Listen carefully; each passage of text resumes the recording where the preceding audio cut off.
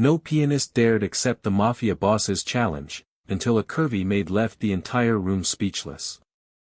The grand piano fell silent the moment the Mafia boss placed a diamond-studded watch on its polished surface and announced that anyone who could play the piece he named would receive enough money to change their life. One by one, trained pianists lowered their eyes, because everyone in that luxurious room knew the challenge was not simply about music. The piece had been written by the boss's late mother, and every pianist who had attempted it had failed before the final movement. Then, from the back of the ballroom, a curvy young maid in a simple lavender uniform slowly stepped forward, leaving the entire room staring at her in disbelief. Before we continue, if you believe in kindness, second chances, and the idea that someone's appearance or social position never determines their worth, please like this video, share it with someone who needs hope, and subscribe to Bright Heart. Your support helps us bring more emotional stories like this to you. The evening had begun like a scene from a dream. Crystal chandeliers glittered above the wealthy guests, expensive champagne filled delicate glasses, and a magnificent black grand piano stood beneath the golden lights. Powerful businessmen, politicians, celebrities, and men whose names were rarely spoken aloud had gathered inside the mansion of Victor Romano, a feared mafia boss known throughout the city. Victor was dressed in a perfectly tailored black tuxedo, but behind his cold expression was a sadness few people understood. That night marked the anniversary of his mother's death, and the piano in the center of the room had belonged to her. She had taught him that music could reveal the heart of a person more honestly than words ever could. But after her death, Victor had become harder, colder, and more dangerous. Every year he challenged professional pianists to perform her most difficult composition, yet nobody had ever completed it. That night, Victor's challenge began again. A famous pianist approached the piano first, confident and proud, but within minutes his hands began trembling. He stopped before reaching the middle of the composition. Another pianist tried, then another. Each failed. Some guests whispered that the piece was cursed, while others quietly laughed at the musicians who had dared to accept the challenge. Victor said nothing. He simply watched with an expression that made the entire room uncomfortable. Finally, he announced that the reward would go to anyone who could finish the piece without stopping. Nobody moved. Then a glass slipped from a servant's hand near the kitchen entrance, and everyone turned toward the sound. Standing there was Elena, a young maid who had spent the entire evening carrying trays, cleaning spilled drinks, and staying invisible among people who never bothered to learn her name. Elena had always been invisible because life had taught her to become that way. She had grown up in a poor neighborhood with her grandmother, who had raised her after her mother died. As a child, Elena had discovered an old broken keyboard in a neighbor's trash and taught herself to play using books borrowed from the public library. Her fingers had learned melodies before she had learned how to write them. But when her grandmother became sick, Elena abandoned her dream of becoming a pianist and took every job she could find. She worked mornings at a bakery, afternoons cleaning offices, and nights as a maid. Her hands were often sore, but whenever she found a few quiet minutes, she played. Music was the one place where poverty disappeared and she could breathe. That night, while carrying a silver tray through the ballroom, Elena heard the final notes of Victor's mother's composition. She stopped because she knew the melody. She had heard it years earlier on an old recording that her grandmother treasured.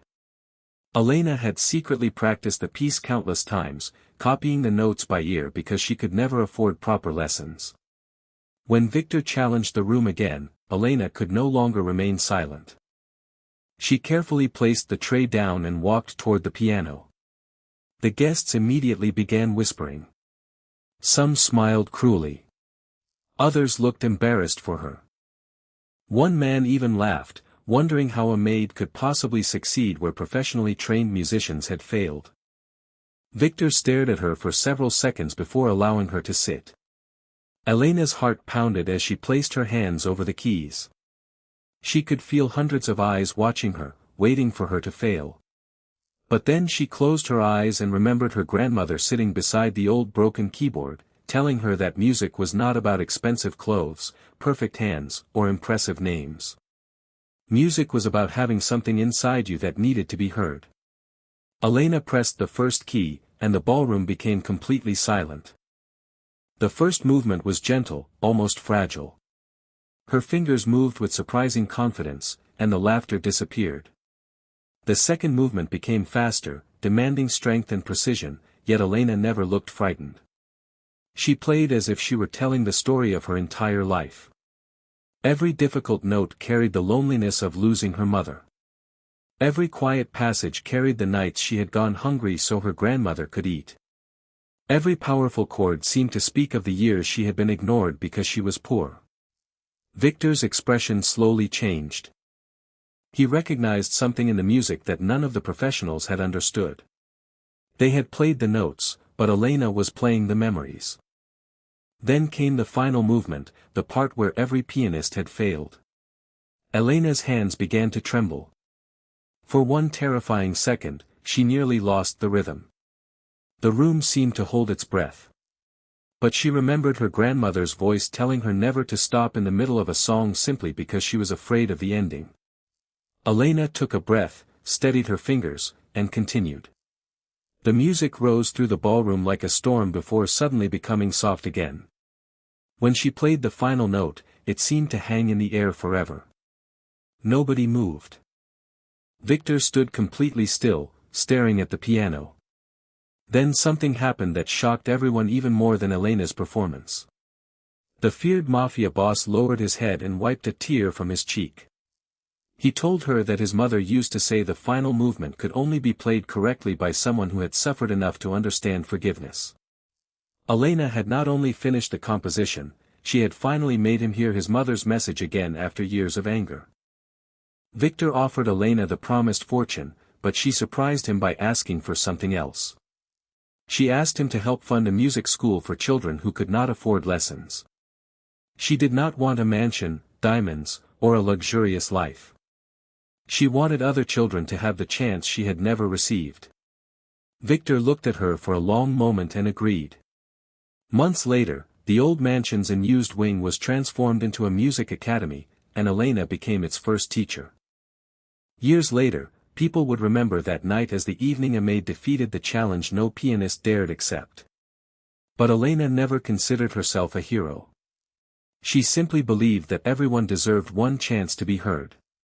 Victor, meanwhile, slowly began changing his life, distancing himself from the violent world that had consumed him and dedicating himself to the school his mother would have been proud of. And perhaps that was the real victory. Not the money. Not the applause. Not even the impossible piano piece. It was the moment one forgotten woman reminded a powerful man that beneath wealth, fear, and status, every human heart is still capable of feeling. If this story touched your heart, please like the video, share it with someone who believes in second chances, and subscribe to Bright Heart. Sometimes one small act of kindness can change a life in ways we never imagined. Before the story ends, comment "Everyone deserves a chance" if you believe talent should never be judged by someone's appearance, job, or social status. Because Elena walked into that ballroom as a maid, but she left as proof that sometimes the person everyone overlooks is the one carrying the most beautiful story.